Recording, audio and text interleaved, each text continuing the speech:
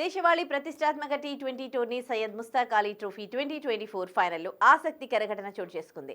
Mumbai versus Madhya Pradesh మధ్య జరిగిన ఈ ఫైనల్ మ్యాచ్కు టీవీ ఎంపైర్గా వ్యవహరించిన కేఎన్ అనంత పద్మనాభన్ ఘోర తప్పిదం చేశాడు. ఓ వైడ్ విషయంలో ముంబైకి అనుకూలంగా నిర్ణయాన్ని ప్రకటించాడు. ఈ తప్పిదంపై కన్నెర చేసిన Madhya Pradesh captain RCB batter Rajat Patidar క్రీజ్ను వీడకుండా నిరసన తెలియజేశాడు. మరోసారి టీవీ రీప్లేను పరిశీలించాలని పట్టుబట్టాడు. దాంతో అనంత పద్మనాభన్ మరోసారి టీవీ రిప్లేలను పరిశీలించి తన నిర్ణయాన్ని మార్చుకుని వైడ్ ఇచ్చాడు. ఈ ఎక్స్ట్రా డెలివరీని రజత్ పటీదార్ భారీ సిక్సర్గా తరలించాడు. ఈ ఘటన సోషల్ మీడియా వేదికగా తీవ్ర చర్చనీయాంశమైంది.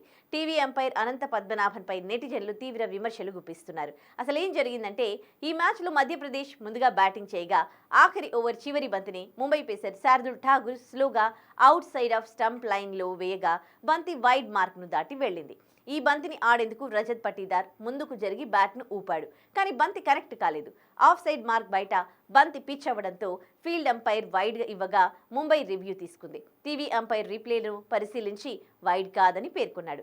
బ్యాటర్ ముందుకు జరిగాడని చెప్పాడు. కానీ బంతి ఆఫ్ సైడ్ మార్క్ బయట పిచ్ అయ్యిందని క్లియర్ వైడ్ అంటూ రజత్ పటీదార్ ఫీల్డ్ అంపైర్లతో వాగ్వాదానికి దిగాడు. క్రీజ్ను వీడకుండా నిరసనను తెలియజేశాడు. దాంతో టీవీ అంపైర్ మరోసారి రీప్లేను పరిశీలించి వైడ్ అని ప్రకటించాడు. అలాగే క్షమించండి, అవుట్ సైడ్ ప్యాపింగ్ క్రీజ్ బయట బంతి పిచ్ అయ్యింది, ఇది నేను చూడలేదు అని అనంత పద్మనాభన్ వివరణ ఇచ్చాడు. దాంతో మధ్యప్రదేశ్కు ఎక్స్ట్రా డెలివరీ లభించగా ముంబై రివ్యూ కోల్పోయింది.